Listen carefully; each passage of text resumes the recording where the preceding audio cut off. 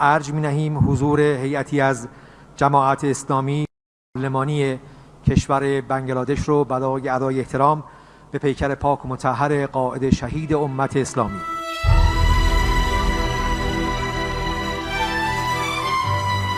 Ayatollah Ali খামেনির শেষ বিদায়ের রাষ্ট্রীয় অনুষ্ঠান শুধু শোকের মধ্যেই সীমাবদ্ধ ছিল না।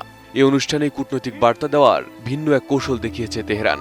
বিশ্বের বিভিন্ন দেশের প্রতিনিধি দলের সামনে ভিন্ন ভিন্ন কোরআনের আয়াত তিলাওয়াত করা হয়। স্পিকার হাফিজউদ্দিন আহমেদের নেতৃত্বে বাংলাদেশ সরকারের প্রতিনিধি দলের সামনে পবিত্র কোরআন থেকে সূরা আল আহজাবের 23 নম্বর আয়াত তিলাওয়াত করা হয়, যেখানে আল্লাহ রাব্বুল আলামিন বলেছেন, মুমিনদের মধ্যে এমন কিছু লোক আছে যারা আল্লাহর সঙ্গে অঙ্গীকার সত্যভাবে পূরণ করেছে, তাদেরকেও শাহাদাত বরণ করেছে এবং কেউ অপেক্ষা করছে, তারা তাদের অঙ্গীকারে কোনো পরিবর্তন আনেনি। বাংলাদেশের বিরোধী দলের প্রতিনিধিদের সামনে পেশ করা হয় সূরা আল ইমরানের 169 নম্বর আয়াত, যেখানে বলা হয়েছে, যারা আল্লাহর পথে নিহত হয়েছে তাদের কখনো মৃত মনে করো না, এবং তারা তাদের রবের কাছে জীবিত এবং তারা রিজিক প্রাপ্ত। একইভাবে পাকিস্তানের প্রতিনিধি দলের সামনে তিলাওয়াত করা হয় সূরা আল ইসরায়ের 80 নম্বর আয়াত, যার অর্থ, আর বলুন, হে আমার রব, আমাকে সত্যতার সঙ্গে প্রবেশ করান এবং সত্যতার সঙ্গে বের করুন, আর আপনার পক্ষ থেকে আমাকে দান করুন সহায়ক ক্ষমতা।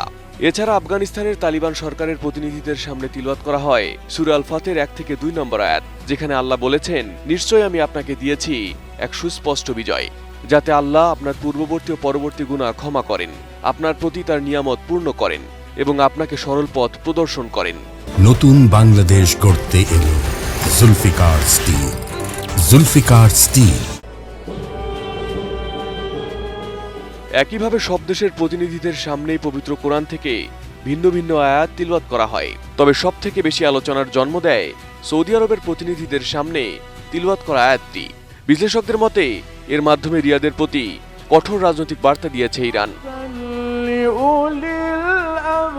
খামেনির প্রতি শ্রদ্ধা জানাতে সৌদি আরবের উপপররাষ্ট্রমন্ত্রীর নেতৃত্বে একটি প্রতিনিধি দল গ্র্যান্ড মুসল্লায় উপস্থিত হন। ঠিক সেই সময় ইরানি কারিগণ তেলাওয়াত করেন সূরা আল ইমরানের 13 নম্বর আয়াত, যেখানে আল্লাহ রাব্বুল আলামিন বলেছেন, তোমাদের জন্য অবশ্যই নিদর্শন আছে সেই দুই দল সৈন্যের মধ্যে যারা একে অপরের বিরুদ্ধে দাঁড়িয়েছিল। একদল আল্লাহর পথে যুদ্ধ করেছিল এবং অপর দল ছিল কাফির। কাফিররা মুসলিমদেরকে প্রকাশ্য চোখে দ্বিগুণ দেখছিল, আর আল্লাহ যাকে ইচ্ছা নিজ দ্বারা সাহায্য করে শক্তিশালী করেন। নিশ্চয় এতে দৃষ্টি সম্পন্নদের জন্য শিক্ষা রয়েছে। বিশ্লেষকদের মতে এই আয়াত নির্বাচন ছিল অত্যন্ত তাৎপর্যপূর্ণ।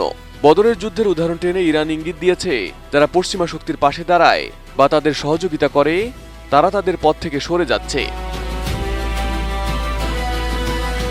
বিশ্লেষকদের মতে গত 28 ফেব্রুয়ারি মার্কিন ও ইসরায়েলি বিমান হামলায় নিহত হন আয়াতুল্লাহ আলী খামেনি। ওই হামলার সময় যুক্তরাষ্ট্রের সামরিক তৎপরতার পরোক্ষভাবে সহায়তা এবং কার্যকর পদক্ষেপ না নেওয়ার অভিযোগে সৌদি আরবের ওপর ক্ষুব্ধ ছিল তেহরান। কূটনৈতিক বিশ্লেষকদের মতে পুরো অনুষ্ঠান জুড়ে কোরআনের আয়াতকে প্রতীকী বার্তা হিসেবে ব্যবহার করেছে ইরান। শোকের অনুষ্ঠানকে তারা কূটনৈতিক বার্তা পৌঁছে দেওয়ার একটি শক্তিশালী মঞ্চে পরিণত করেছে, যা মধ্যপ্রাচ্যের রাজনীতিতে নতুন করে আলোচনার জন্ম দিয়েছে। Arif Hasan, ATN news.